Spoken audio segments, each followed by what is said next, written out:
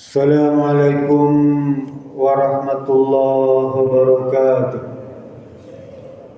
Alhamdulillahi rabbil alamin. Wassalatu wassalamu ala asyrafil anbiya wal mursalin Sayyidina Muhammadin wa ala alihi wa sahbihi ajma'in, amma ba'd. Di dalam sebuah hadis yang diriwayatkan oleh Sayyidina Ali karamallahu wajhah, qala Nabi sallallahu alaihi wasallam, naha ayyudhiya bi'a'dabil qarni wal uzuni, atau kama qala, hadis sahih riwayat Imam Abu Daud, Imam At-Tirmizi, Imam An-Nasai, Imam Ibnu Majah. Kata Rasulullah SAW, Rasul melarang untuk melaksanakan ibadah kurban dengan hewan kurban yang tanduknya lepas dan telinganya sobek. Hadis ini menjadi pegangan para ulama Ahlus Sunnah wal Jamaah untuk menentukan syarat-syarat sahnya ibadah kurban. Karena kurban, ibadah kurban adalah ibadah. Di dalam usul fikih, Pak, ada prinsip al-aslu fil ibadati at-tauqifu wal ittiba'. Dasar ibadah itu adalah harus ada perintah dan contoh. Itu. Kurban ibadah dan ada perintahnya dan ada contohnya.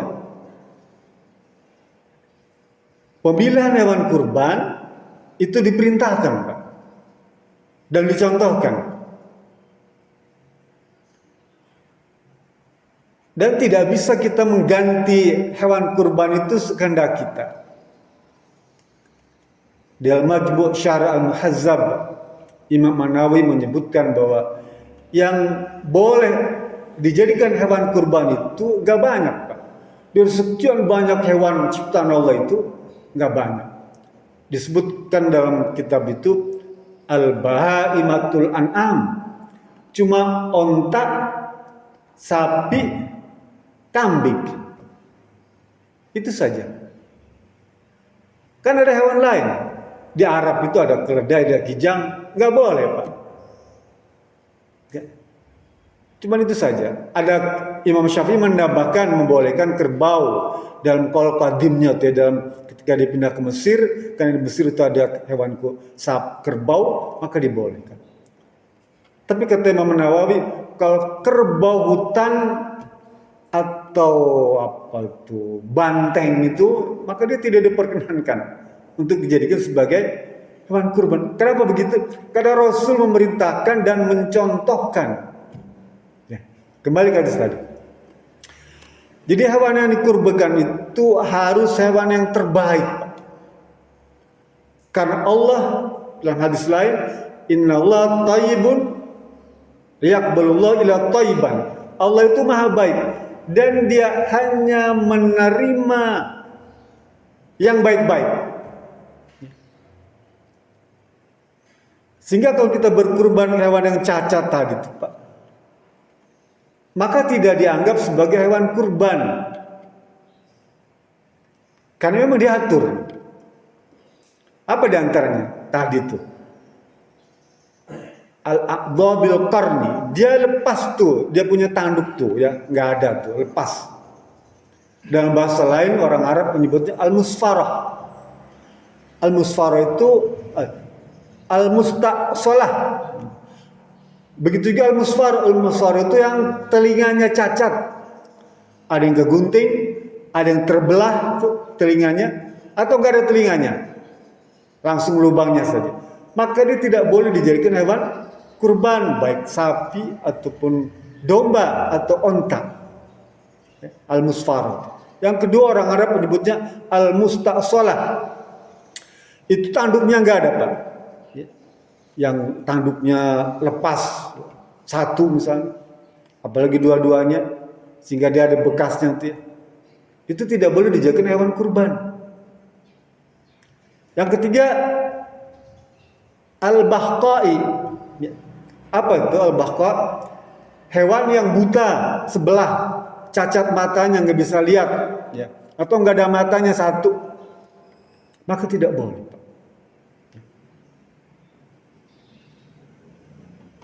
Yang ketiga, yang keempat, Rasul melarang untuk berkurban dengan hewan yang al-kasra, yang kakinya pincang, atau dia punya kuku terbelah tuh, punya kaki terbelah tuh, kukunya terbelah sampai nggak bisa jalan. Itu juga nggak boleh, Pak. Dan yang kelima al-musyayya'ah. Istilah Arab disebut al-musyayya'ah. Ya. Hewan yang kalau digiring bareng-bareng tuh, ya, dia nggak bisa ngikutin yang di depan tuh. Artinya apa? Dia saking kurusnya atau sakit, Pak. Maka itu juga tidak boleh dijadikan hewan kurban. Sekalipun hewan-hewan tadi dagingnya tetap masih bisa dimakan. Kan kalau sapi pecat atau sapi pincang, kalau disembelih dagingnya bisa dimakan. Bahkan ada yang gemuk tuh ya, masih bisa dimakan. Tapi Rasul mengajarkan itu semua, mencontohkan itu, memerintahkan untuk tidak menggunakan hewan-hewan yang tadi tuh, yang 5 tuh. Apa? Telinganya rusak, tanduknya hilang, matanya nggak bisa ngelihat, tuh, badannya kurus, sakit-sakitan, dan kakinya pincang. Itu nggak boleh. Bagaimana kalau sapi kena PMK? Ya. Kan dagingnya bisa dimakan itu. Sekalipun dia kena virus, ya, tapi kalau direbuskan hilang, masih bisa dimakan. Tapi dia digolongkan ke dalam sapi yang sakit-sakitan. Oleh karena itu, janganlah berkurban dengan sapi yang kena PMK. Sekalipun dagingnya bisa dimakan. Sama seperti tadi hewan pincang, dagingnya bisa dimakan. Sapi buta, dagingnya bisa dimakan. Ya. Kambing gak ada tanduknya, dagingnya bisa dimakan. Tapi Rasul melarang itu semua. Karena ini ibadah. Ya. Kalau mungkin kita boleh bebas memilih hewan, Pak. Mungkin seakan berkurban dengan seekor gajah itu, Pak. Dia besar, beratnya tonan. Sebagian ulama boleh dimakan. Atau kuda nil yang besar itu. Mungkin itu yang kita korbankan. Tapi Rasul nggak menyuruh itu, Pak. Nggak memerintahkan itu dan tidak mencontohkan.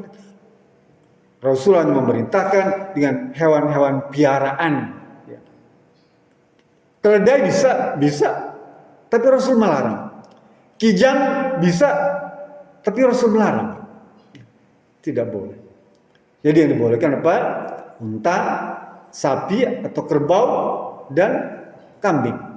3 macam itu saja. Ya. Sekali lagi kesimpulannya, kalau nanti ada sapi kena PMK, ya, sekalipun gratis, gak usah beli, dikasih nih, ya, atau beli harganya murah. Jangan dijadikan sebagai hewan korban. Dalam arti korban ibadah ya. Tapi korban disembelih silakan aja dimakannya, boleh nggak apa-apa. Tapi kalau kita ingin niat untuk ibadah pada tanggal 10 Zulhijjah, maka itu tidak diperkenankan bahkan sebagian ulama melarang untuk berkurban dengan hewan-hewan yang memiliki kecacatan tadi. Kita ingin ibadah kita ya, tahun ini kita ingin menjadikan kurban kita yang terbaik. Oleh karena itu persembahkanlah hewan-hewan itu yang juga baik, bahkan terbaik. Dan pengurus panitia katanya, pilih tuh hewan tuh. Punya buat orang lain ini jangan. Ini kan buat jamaah nggak masalah, nggak boleh Pak. Panitia, pengurus DKM harus berusaha ya mempersembahkan ibadah kurban ini bagi jamaahnya yang terbaik. Mana tahu ini kurban kita terakhir, tahun depan kita nggak ketemu lagi. Jadikan ya, pilih hewan kurban. Jika perlu kalau harganya ini agak mahal sedikit, bayarlah. Kalau ada kas, tombokin tuh. Daripada kita dapat hewan yang cacat. Ya. Karena banyak juga, dokter bilang nggak apa-apa boleh. Ya. Dokter membolehkan, tapi Rasul melarang. Ya. Mana kita pilih? Kita pilih Rasul. Karena kita pengen ibadah. Bukan pengen nyumbang, lah. Bukan pengen sodakoh dengan sapi yang besar, tapi sakit. Tapi kita pengen ibadah. Sekalipun sapinya kecil, dombanya kecil, ya. Tapi dia memenuhi syarat untuk dijadikan hewan kurban, maka itu yang dilaksanakan. Mudah-mudahan ini semua menjadi tambah ilmu bagi kita, yang kita diberikan kemudahan untuk memahaminya dan mempraktekannya.